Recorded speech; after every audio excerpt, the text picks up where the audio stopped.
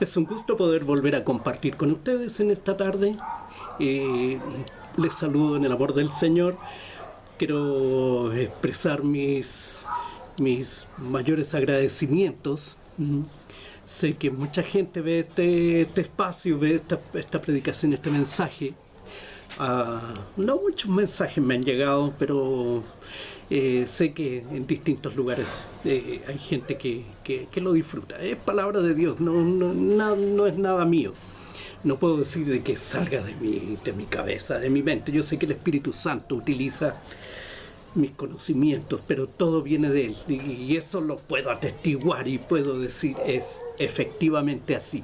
El Espíritu Santo es el que obra, el que actúa y el que pone todo lo demás. Hay veces en que estoy en blanco y el Espíritu Santo llega en el momento preciso, con la palabra precisa. Me pidieron la oración por los hermanos de Santa Cruz, Bolivia, porque un incendio forestal bastante fuerte estaba desatado en ese lugar.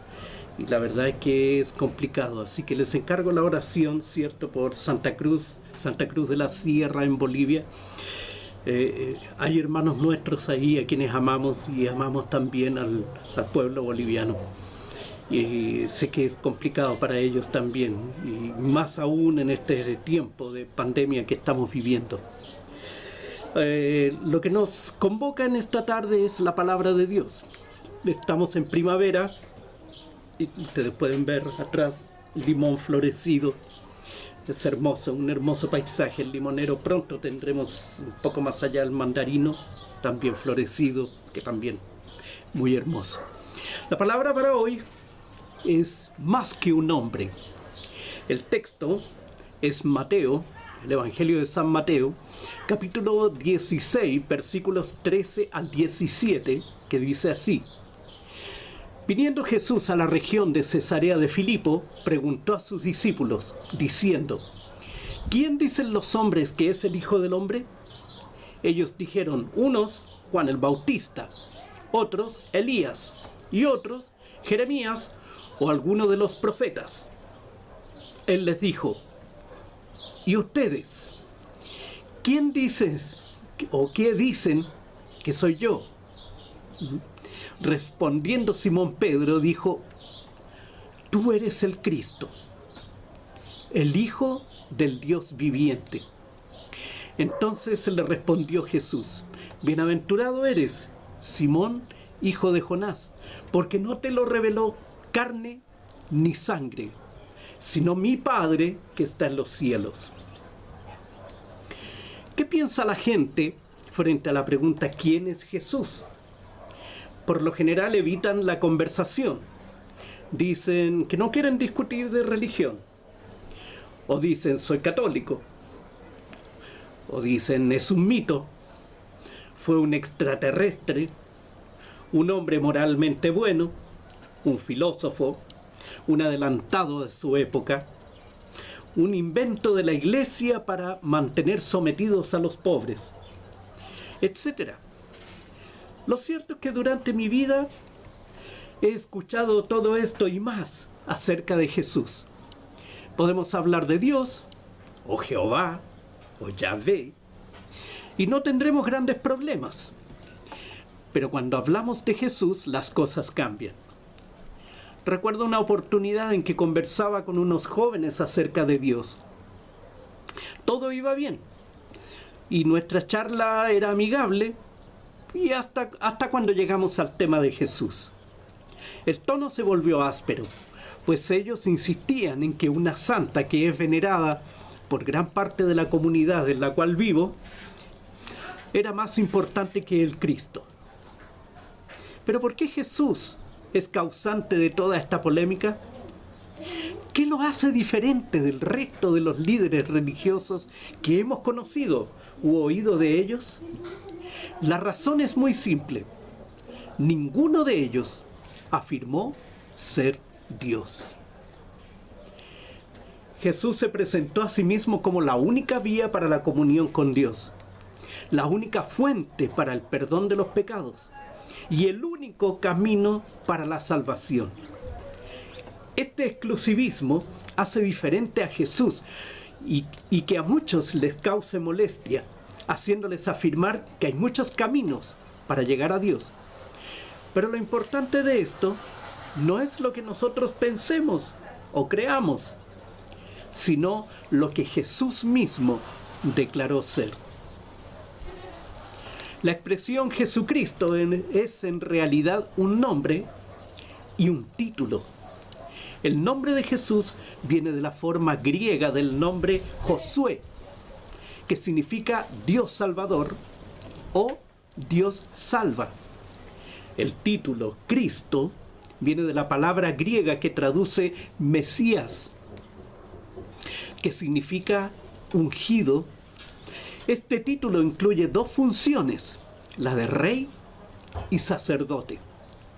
Su título afirma entonces que Él es el rey y sacerdote prometido en las profecías del Antiguo Testamento. Entonces, resulta que Jesús es más que un maestro, más que un profeta. En el Evangelio de Marcos tenemos la siguiente historia. Entró otra vez Jesús en Capernaum después de algunos días, y se oyó que estaba en casa. E inmediatamente se juntaron muchos, de manera que ya no cabían ni aún a la puerta, y les predicaba la palabra.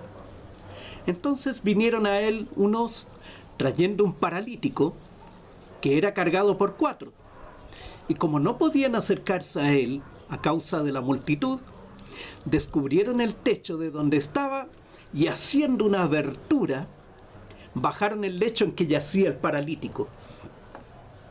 Al ver Jesús la fe de ellos, dijo al paralítico: Hijo, tus pecados te son perdonados. Estaban allí sentados algunos de los escribas, los cuales cavilaban en sus corazones: ¿por qué habla este así? Blasfemias dice. ¿Quién puede perdonar pecados sino solo Dios?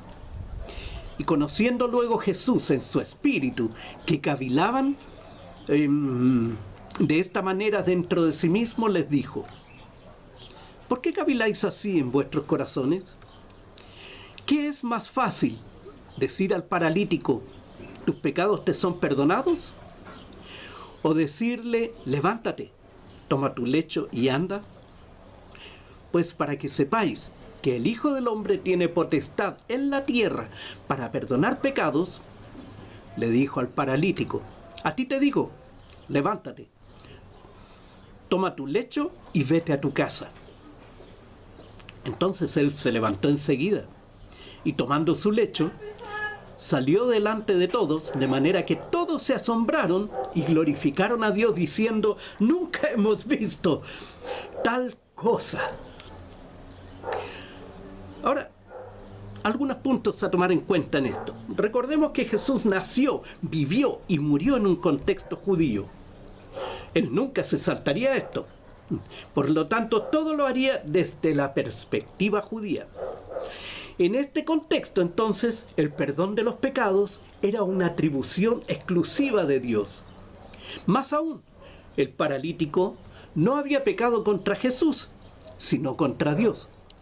El hecho que Jesús haya perdonado los pecados del paralítico enfureció sobremanera a los sacerdotes, pues les estaba diciendo: yo soy Dios. Como el perdón de los pecados del paralítico no era algo que podía demostrarse en ese lugar, ¿cómo iban a saber ellos de que los pecados del paralítico habían sido perdonados? No había forma de saberlo. ¿Cómo el paralítico? No tengo idea, yo no sé si me perdonó los pecados o no me los perdonó, no tengo idea. ¿Cómo podemos materializar esto? No se puede. Entonces Jesús le muestra su autoridad sanándolo ante el asombro de todos. Jesús sanó al paralítico para demostrar que lo que él estaba diciendo era verdad, que él tenía la autoridad para perdonar los pecados porque él mismo era Dios. En cuanto a sus seguidores, la mayoría eran judíos que creían en un Dios verdadero. Siendo monoteístas, reconocieron a Jesús como Dios encarnado. Pedro, uno de sus seguidores, le reconoció como el Cristo, el Hijo del Dios viviente. Decir que era hijo de Dios era declarar que era Dios mismo, pues el Hijo tenía las mismas atribuciones que el Padre. Los judíos no se referían a Dios como mi Padre. Cuando lo hacían agregaban la expresión que está en el cielo. Jesús no dijo nuestro Padre. Cuando lo hizo, fue para enseñarles a los discípulos cómo orar. Además, se ponía en el mismo nivel de la actividad de Dios. Jesús decía, mi Padre trabaja, yo también trabajo. Se ponía en el mismo nivel. Tomás el incrédulo dijo, si no viera en sus manos la señal de los clavos y metiere mi dedo en el lugar de sus clavos y metiere mi mano en su costado, no creeré. Lo que quiso decir fue, necesito evidencias. 8 días después llegó Jesús y le dijo a Tomás, pon aquí tu dedo y mira mis manos y mete tu dedo, mete tu dedo en el agujero y mete tu mano en mi costado. No seas incrédulo, sino sé creyente. A lo que Tomás respondió, Señor mío y Dios mío. Imagínense la sorpresa, la tremenda sorpresa de ese hombre. Él era un incrédulo, él tenía una mentalidad científica. Él dijo, no, yo tengo que verlo primero para saber que es verdad. Tengo que verlo y meter mi dedito ahí en su mano. Y mi mano meterla en su costado. Pero después de eso se derrumbó. Y él reconoció, Señor mío y Dios mío. El apóstol Pablo era un reconocido fariseo, era un sacerdote judío, el mejor en su clase, con una vasta preparación rabínica. El apóstol Pablo está reconocido en el ambiente psiquiátrico, digamos. Él está considerado como un superdotado, como un hombre de mucha capacidad, muy inteligente, con mucho conocimiento, un hombre muy investigador, un hombre que no era fácil engañarlo, sobre todo en temas de fe. Y no iba a estar dispuesto a rendir su fe ni a dar adoración a un simple carpintero de Nazaret, y mucho menos llamarle Señor. Sin embargo, le confesó como el Cordero de Dios y como Dios. En Hechos 20:28 dice así, por tanto, mirad por vosotros y por todo el rebaño en que el Espíritu Santo os ha puesto por obispos, para apacentar la iglesia del Señor, la cual Él ganó por su propia sangre. En Juan 10, 31-33 hay una asombrosa declaración. Entonces, dice así, entonces los judíos volvieron a tomar piedras para apedrearle. Jesús les respondió, muchas buenas obras os he mostrado de mi Padre. ¿Por cuál de ellas me apedreáis? Le respondieron los judíos diciendo, por buena obra no te apedreamos, sino por la blasfemia, porque tú siendo hombre te haces Dios. ¿Estaba mintiendo Jesús? No estaba mintiendo en lo que decía. Entre pensadores e intelectuales más cercanos de nuestra época, encontramos muchas declaraciones extraordinarias acerca de Jesús. C.S. Lewis, profesor de la Universidad de Cambridge en Inglaterra, autor de Las Crónicas de Narnia, quien, siendo agnóstico, se convirtió al cristianismo luego de analizar el Nuevo Testamento, dijo lo siguiente: un hombre que hubiera sido solo un hombre y hubiera dicho la clase de cosas que dijo Jesús, no hubiera sido un gran maestro de moral, hubiera sido un loco del mismo nivel del que dice que es un huevo cocido, o el mismo diablo del infierno. uno tiene que decidir. O bien este hombre fue y es el Hijo de Dios, o de lo contrario fue un loco, o algo peor. Puedes encerrarte por ser un tonto. Puedes escupirle y matarle por ser un demonio, o caer a sus pies y llamarle Señor y Dios. Un historiador inglés llamado Philip Schaff dijo: este testimonio, si no es cierto, tiene que ser una absoluta blasfemia o una locura. Blasfemia no puede ser, por la pureza moral y dignidad de Jesús reveladas en cada una de sus palabras y obras. Tampoco puede ser un loco. Quien nunca perdió la calma, vivió serenamente todas las aflicciones y persecuciones, siempre contestó de la manera más sabia las preguntas tentadoras. Calmadamente predijo su muerte en la cruz, su resurrección al tercer día, el derramamiento del Espíritu Santo, la fundación de la Iglesia y la destrucción de Jerusalén. Predicciones que se cumplieron literalmente todas. Entonces, si Jesús no fue un mentiroso o un loco, ¿qué nos queda?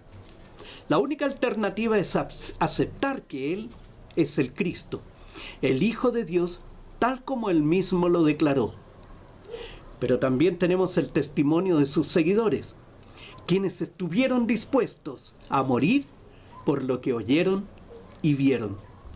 Oyeron directamente de Jesús sus enseñanzas y vieron sus milagros, su muerte, su resurrección, el cumplimiento de sus promesas y profecías.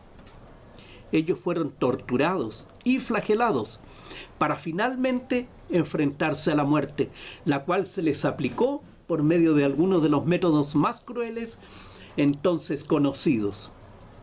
Pedro fue crucificado cabeza abajo, Andrés crucificado, Mateo muerto a espada, Juan murió de muerte natural, el único. Santiago, hijo de Alfeo, fue crucificado. Felipe, crucificado. Simón, crucificado. Tadeo, asesinado por flechas enemigas. Santiago, el hermano de Jesús, apedreado. Tomás, con una lanza. Bartolomé, crucificado. Santiago o Jacobo, hijo de Zebedeo, a filo de espada. Esteban, apedreado. Pablo, decapitado. Usted puede reírse del cristianismo, puede burlarse de él y ridiculizarlo. Sin embargo, la fe cristiana es eficaz, transforma las vidas. Si usted confía en Cristo, comienza a observar sus actitudes y acciones, pues Jesucristo está ocupado en cambiar vidas. A pesar de todo, el cristianismo no es algo que se pueda imponer por la fuerza a los demás. Usted tiene su vida y yo la mía. Usted decide. Lo único que tengo que hacer es compartirle lo que he aprendido. Después de eso, usted debe decidir. Tal vez una oración podría ayudarle. Este es un modelo. No obstante, puede decirla con sus propias palabras. Solamente incline su rostro, cierre sus ojos y repita esto. Señor Jesús, te necesito. Gracias por haber muerto en la cruz por mí. Perdóname y límpiame. En este mismo instante, confío en ti como Salvador y Señor. Hazme la clase de persona que tú quieres que yo sea. En el nombre de Jesús, el Cristo. Amén. Amén. Que Dios les bendiga, que Dios les guarde, Dios les siga bendiciendo. Sigamos orando por nuestras naciones, sigamos orando por nuestros pueblos, sigamos orando por aquellos que están dando diariamente sus vidas en la lucha contra este virus, y sigamos orando por aquellos que diariamente están luchando por proclamar este evangelio. Gracias.